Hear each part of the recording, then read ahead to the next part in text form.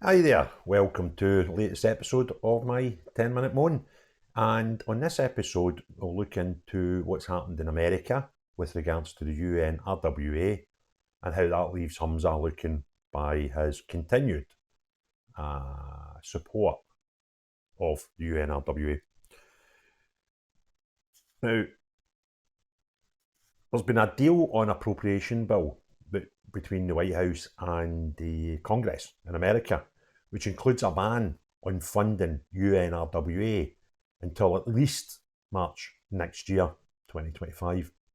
The CBS have reported this after Reuters were the first to cover this story, with information apparently going to be confirmed within the next 24 hours. Now, just to get an idea of what actually happened with America and the UN RWA, back far ago as 2018, Donald Trump cut all funding to UN RWA, and in his words, the funding was based on UN RWA being irredeemably flawed. Now, I know a lot of people might think Donald Trump's a bit of a crackpot and will think, well, he would do that because Donald's whatever he is. You know, he's a racist, he's a misogynist, and all these things that are flung at him. But he did. And when Biden took power, he, in 2021, he restored the aid to UNRWA. But then Biden's government in February 2024 joined lots of other governments around the world, and indeed the EU, etc., by suspending funding to UNRWA until there was an investigation into the Israeli claims that some of their staff were in fact involved in the 7th of October invasion into Israel. United States intelligence found that these Israeli allegations were in fact credible, which has led to the decision this month to suspend all funding to UNRWA for at least another 12 months. Now, the USA have already started airdrop aid into Gaza, and they're actually got plans to build a sea barge out in the ocean, which they can use to get aid into Gaza. So they're not cutting all aid to Gaza, strangely enough, only to one source. This source that Humza has repeatedly said Scotland will still support, even when the UK government stance was to suspend. He came out and took the public domain on Twitter, X, to announce that Scotland indeed had not suspended any funding to UNRWA and would fund them further as and when he could. Many are suggesting we've got at least another £250,000 to go to them for something that might have been agreed previously, that we would give them £1 million in total. It all remains to be seen if that should come to pass or not. Now, UNWRA were complaining just in the last few days that only 159 aid trucks per day on average in the first 17 days of March were getting delivered into the area.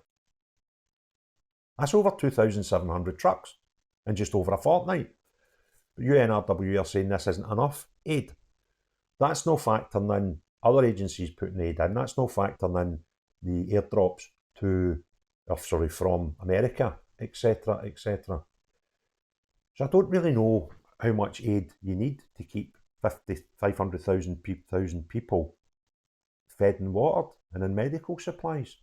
But if you can imagine 2,700 trucks lined up back to back in just over a fortnight and get delivered aid, that's a lot of aid. And even 159 per day. I'm trying to imagine how long a tailback would be with 159 trucks in it every day going into the area with aid. But they want more.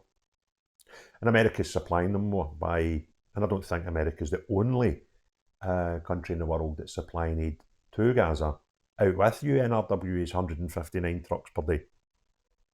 So it just keeps Humza looking very odd in the situation where the United Kingdom, who the UK government at Westminster is responsible for all foreign policy.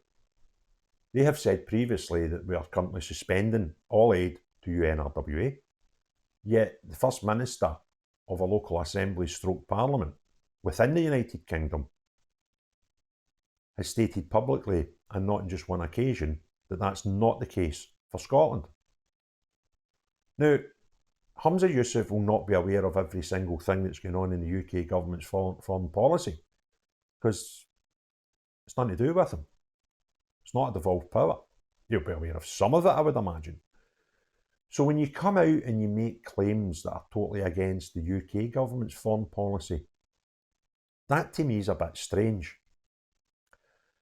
Then you factor in the meetings with the Turkish leader, Erdogan, etc. Even his wife went and met his wife in a separate meeting about how world leaders' partners can help things in the world, which I thought was a bit bizarre. And all these things, plus his numerous meetings that he's had with foreign delegates, that goes against, and he's already been warned about it, goes against the protocols in place. It beggars belief, and I think it's fair to assume that the powers that be at Westminster are aware of these things, because like we know they are, because I've made statements about some of them. But I would love to get some feedback from the Foreign Office as to their feelings on this situation, where we have several instances where Humza Yousaf rides roughshod again over policies and procedures. And the other thing that I find startlingly amazing is when certain people in the United Kingdom to discuss politics in America, there seems to be an easy divide by those who are the always right, self-righteous in our society, that Trump is a bad man and Biden's a good man. That seems to be a clear line in the sand drawn by many. And you can imagine them being like totally disgusted when the President of the United States in 2018 decided to cut all UNRWA funding, which, when you consider that was well before the current situation, he must have had some reasons for doing it. But you could imagine those in the woke community being totally disgusted by this and celebrating in 2021 when Joe Biden reinstated aid to the UNRWA. It leaves them with not much wiggle room today, when America suspend almost indefinitely and until at least March 2024 under the stewardship of Biden. And the way most commentators on public discussed Trump was, they didn't see it as a party thing, that he just happened to be a Republican. They just seen it as Trump and didn't really associate him or his time in power with his political party. Now, you could argue that the setup in the House of Representatives just now is very marginally in favour of Democrats. I think there's about 6 seats of a difference between the Democrats and the Republicans. So you could argue that this was driven by the baddies in the Democratic Party, the Republican Party. But that's not how politics has been viewed in America since Donald Trump got into power.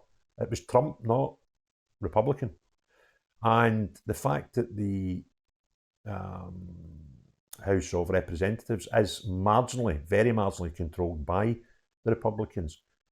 This is an agreement by the White House, controlled by Biden, and the House of Representatives. So it's not like you can say, well, Parliament just overruled the Prime Minister. It's an agreement by both. So there we go. If you enjoyed this video, please give it a thumbs up, share it if you don't mind, get involved with comments as usual, because I really enjoy getting feedback on all the videos. But most importantly of all, unless you think the UNWRA are a very, very good and honest charity, have a great day. Cheery bye now.